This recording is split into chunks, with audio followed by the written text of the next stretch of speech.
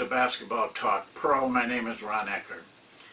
First of all, I'd like to remind you that tomorrow night, the Master's Way training course, self-training course actually, is having a lesson, a class lesson, and that's part of their package, but you're welcome. You won't disturb anybody, and you're welcome to watch it, but you do have to go to the PayPal button and click on it, and it'll take you to course and the $20 fee. The people in the members of the class don't pay because they've already paid for the entire course. But you're welcome, and if it's something, all of them will be very definite coaches, training types of things. So if you will go to PayPal and do that, then they will notify me, and I will send you an invitation so you know how to get on. Well, today we're going to talk about a subject really that I planned this particular session some time ago, and then kept putting it back for various reasons at the time. The timing just was not right with some of the other things that we wanted to get accomplished. But this is some suggestions on time management. All coaches have a time management crunch. Don't think you're alone in that. The thing that has to be done, though, is rather than complain about it and feel flustered and end up, because of that, not doing as much as you should be able to do, you have to have a plan. You have to have a system of how you can manage your time, because you have a lot of things to do each day, very and important things. Each of your situations is different. Some of you are working and coaching, some of you are teaching and coaching, some of you, if you're in college or pros, you're not doing either one, and you have more time during the day, but then again you don't either, because you have more activities that you got to do at those levels. So it's important to find a way that you can accomplish what you need to accomplish, what is important to accomplish, so that every day at practice, every game, your team is properly prepared. Well, I'll just briefly discuss the materials. When I started, I was intrigued by a lot of the commercial things you could buy to manage your team. Gosh, they were nice looking, and it just looked like you had everything in there that you need. They were very hard not to succumb to buying them, and I did. And most of the time they were, fairly expensive, but you walked around with a nice case and, nice sheets, well printed and everything like that. But personally, I just found them kind of stifling and restrictive to what I was doing every day. So I opted some time ago instead to just make my own method. And I'll go through that with you in a little bit, in a few minutes. But the most important thing, probably in managing your time, is to be consistent. It's not much different than making a practice plan. If you do make practice plans, and I hope you do, If you want to get in the things you need to get in and do it in the right way, you need a plan, a plan. It's not much different than that. And but the consistency is important. That every day you sit down and plan your day as well as your practices, and you'll find it's a matter of self-discipline. If you do it every day, it gets to be a habit, and then the habit takes care of everything for you. You won't forget. It's everything is like that in the area of self-discipline. But one statement I will make to you that probably is more important than any statement that I will make before or after it, and that is, have the time, use the time. Here's what happens. First of all, you don't allow the right amount of time, and you're rushed, and so you don't get in all that you want to. Try to estimate accurately, and you should be able to do this after a time, is to how much time do I need to do this task? If you don't have enough time, don't do it, unless you're forced to do it. But the other end of that statement is use the time, be focused, be in the moment at that task, whatever that task is. It's all that matters. Forget what is in the past, what you're going to do in the future. Focus and concentrate on that task for the entire length of time it takes to complete it. These are very important suggestions. Have the time and use the time. Well, my first recommendation to you would be this.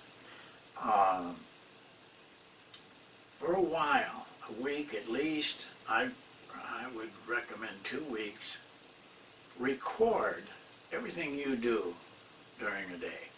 Keep track of everything. Go to bed at 10 o'clock, sleep 8 hours. Write that down. And you can do this on Excel, and that'll keep everything very nicely organized for you. You're going to eat breakfast. How long does it take? 20 minutes? Write that down. You want to play games on your smartphone? How many minutes? Write that down. How many hours do you have to spend? Maybe you got a job, but you probably have tasks within that job. Write them down, so that you know you have the things you have to get done. You're going to do. You watch TV for 4 hours. Write that down. Write everything down. Keep track of everything. Do that for a couple of weeks. First time I did it for a month. And I was appalled. And you will be too. But how much time you waste every day that you could be putting in constructive ways. Stopping and chatting with a guy that for 2 minutes it extends to about 15, sometimes 30, and just making conversation. Write that down. You could keep track of everything.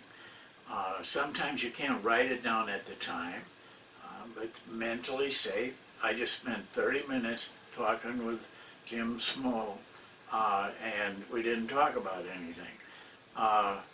When you got time, write it down on your record keeping. I think after 2 weeks, you will find that you got a lot more time than you thought. Let me give you an example. Almost any sleep expert will say you need 7 to 7.5 hours of sleep a night. But when do you take that sleep? There's an old saying, the sleep before midnight's the best sleep. And even though that's maybe an old wives' tale, it holds true for this reason. because usually you're tired by the time 7 or 8 at night comes around. You're fatigued from the day. You're not doing constructive things. Generally then it's really nice to sit back in that easy chair and just let those TV people throw all that stuff at you. You don't have to retain anything. Just let it happen. And you may sit there at 11 o'clock at night. Wow, what if you cut that off at 9 and went to bed? You see, then you're taking away the hours when you're tired, and you can now use them. That 7.5 hours from 9 means that you can get up at 4:30. And from 4:30 to 6:30, you probably got all the time in the world. Nobody to bother you, no phone calls, nothing. If you shut off your, the phone so you're not watching a bunch of junk in the morning too, you got a lot of time. So plan that time for the things that really require solitude and deep thinking, and take away from the time that you're tired. Because then when you get up at 4:30 in the morning, if you've had 7.5 hours, you'll have a lot of energy. You'll have a lot of time and feeling to really make things happen. So you'll see those things as you start keeping record of this. But then you have to study that record. Don't just keep it and throw it away. Study it. Look at here, how much time I wasted on Tuesday. And we had a big game on Wednesday, and I could have been preparing much better for that during the time. Trust me, coaches need to manage their time properly to get the right things done. Don't forget the big rock period. Those are the things you want time for. Well, there's a second aspect now. After you know what you're doing each day, you can plan better for what you want to do in a particular day. But you need a little bit of a master plan. I don't believe in long-term plans. I would never, ever use a 5 or a 3-year plan for anything. Too many things can happen. For our purposes, have a master plan for a week. I learned this from Harvey McKay when I was with the University of Minnesota, and he was very active with it. You know who he is, probably, and a tremendous person. And I asked him one time, because here was a guy that was doing things all the time and yet seemed to have time for everything. So I asked him about it, and he said, well, here's what I do. On Sunday, I have a large 11 by 17 piece of paper. I draw and make 6 squares. Monday, Tuesday, Wednesday, Thursday, Friday, Saturday. He said, I don't work on Sunday. I don't plan Sunday. And then on Sunday, before this, he sits down and jots down the things that he wants to do on each day, or needs to do on each day. That's enough. You don't have to make that real detailed, but get the important things in there. You got a game on Tuesday, you got another game on Friday, put that in there, of course, and then build around it. So now you have a weekly thing to look at every day. When you, sometime early in the morning, before you start your day, sit down and make a record of the things you want to accomplish in that day. Everything you need. But remember the theory. Have the time. It's no sense putting down something on your daily plan that you can't do that day because of time. If you start your daily plan and you find out there's so many things I have to drop this, drop it. So that put it to a day when you have the time and really can spend the time properly. Now, I told you that I would show you, I gave you an idea on the master plan, very simple. Anybody can do it, you can afford it. You can go down to Staples or some of those places and get 11 by 17 booklet and just tear a piece out and make those 6 squares. You don't need to measure it, just make them. And put Monday, Tuesday, Wednesday in the top of each one and just write those things in. But now the daily plan is what's really important. It's what we do today. And for me, I call it a daily task manager. And when I went away from all of the expensive and pretty books, I just went away, I went to a yellow pad. And I'm going to show you in a minute how I divided that pad up every day and how I put down what the items that I wanted to do. Now remember, you are putting items down. You don't have to put any time on them or anything, but you're putting down the big rocks, the big things, the important things, and you're also putting down little things. But the little things may not get done. And I have one more advice before I show you this plan. It's actually a day that I actually made. It's not something I just made up for this class. I actually made this plan on April 23rd. But another man I worked with who was a very high-level executive, very wealthy man, told me his method. Well, his method was a little bit different. He used 3x5 cards. He put everything down on the card. But he was very consistent about it. But he had a thing that he did that I liked, so I copied it from him. He told me that there was always one of those items that he would not quit working for the day until that item was completed completely.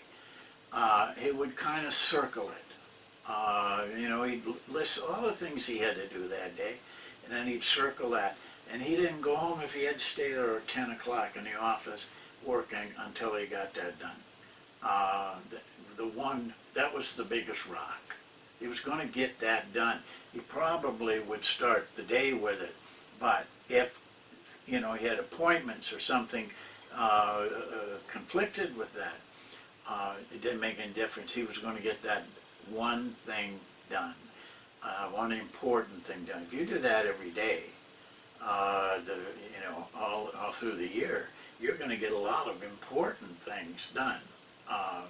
And so I copied that from him, and I'm glad I did. But now let me show you how it lays out and how I do it.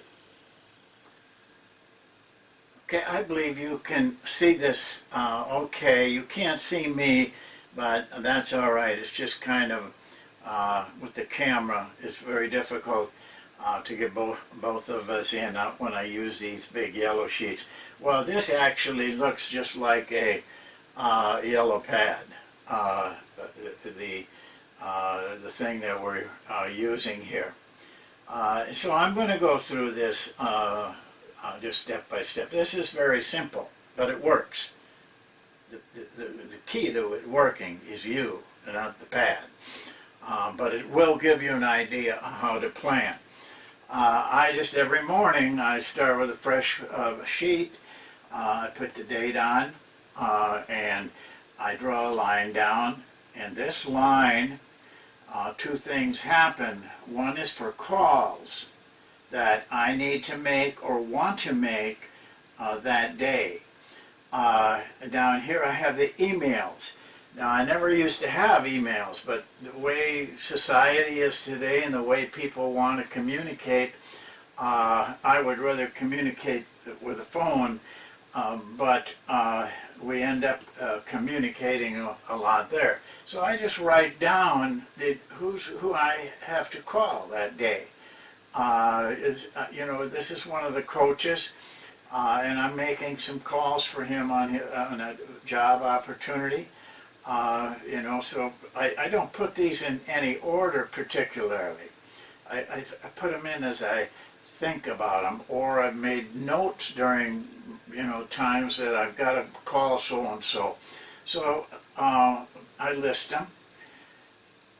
After I've done them, I check them off. I can forget about them. I don't have to worry about them when it's completed. So these were completed.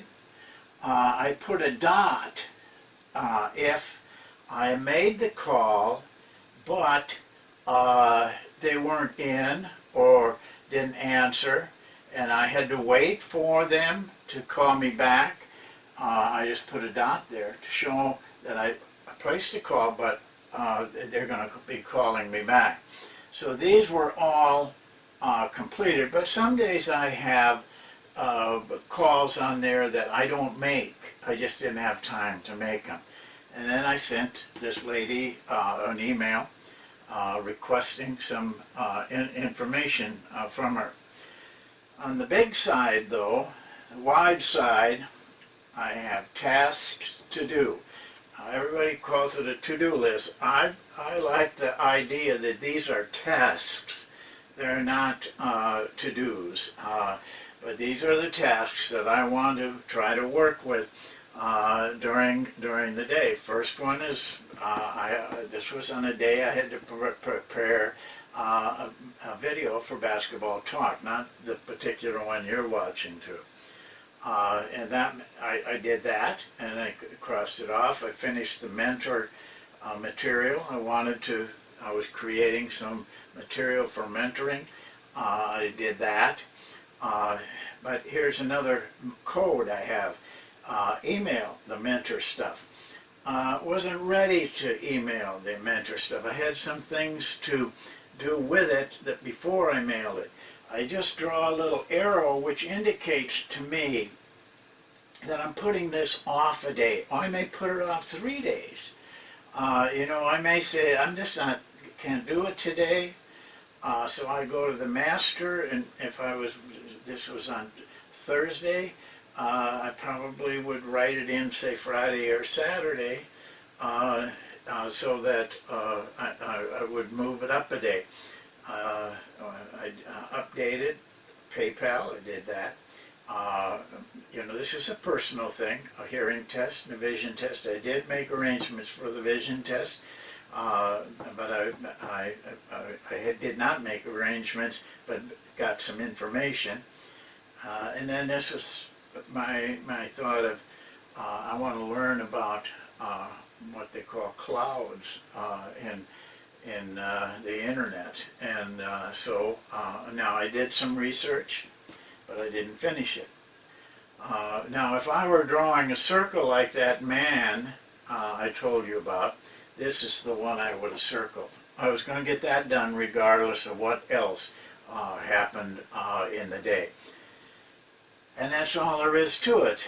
The key, though, is to follow it and to make those checks or those dots.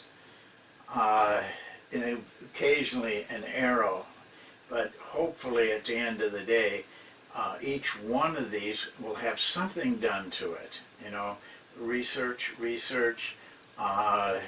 moving, but at least we put it into our plans. So that's all there is to it. You know, a very simple method.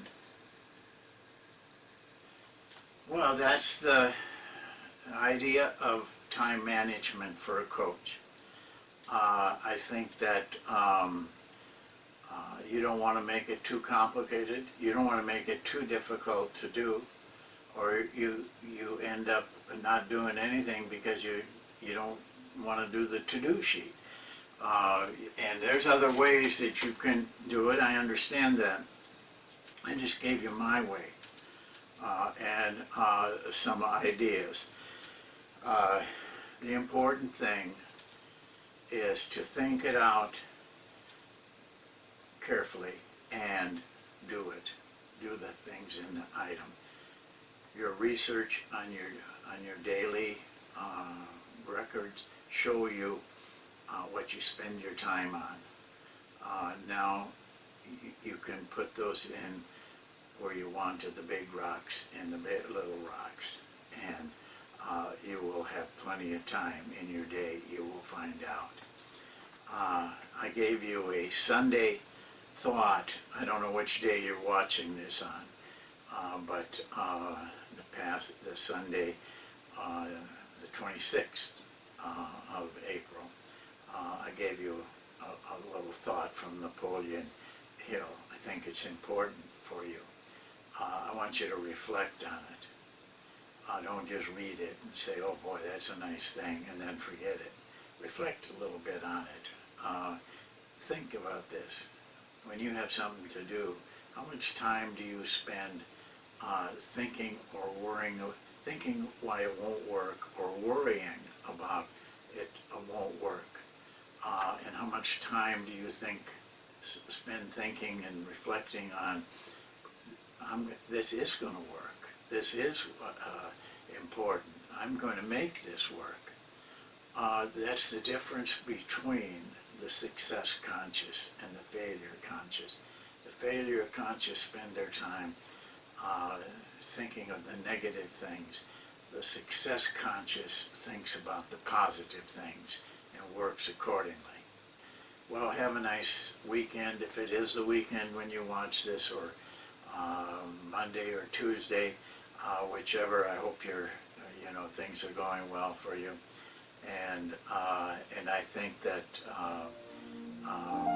we'll see each other again in a few days. Thank you very much.